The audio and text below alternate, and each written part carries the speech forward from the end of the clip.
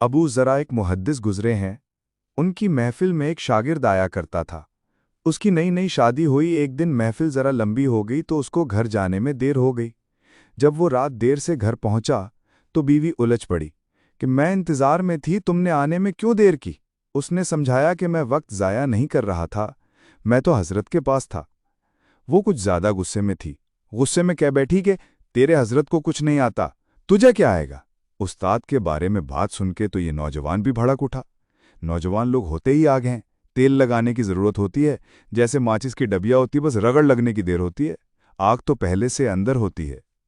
جب بیوی نے یہ کہا کہ تیرے استاد کو کچھ نہیں آتا، تجھے کیا آئے گا، تو یہ سن کر نوجوان کو بھی غصہ آیا اور کہنے لگا کہ اگر میرے استاد کو 1,00,000 احادیث یاد نہ ہوں تو تجھے میری طرف سے 3 طلاق ہیں۔ اب غصے میں فائرنگ تو دونوں طرف سے ہو گئی، ٹھیک ٹھیک نشانے لگائے گئے۔ صبح اٹھ کر ذرا دماغ ٹھنڈے ہوئے تو سوچنے لگے کہ ہم نے تو بہت بڑی بے وقوفی کی۔ بیوی نے خاوند سے پوچھا کہ میری طلاق مشروط تھی، اب بتائیں کہ یہ طلاق واقع ہوئی یا نہیں؟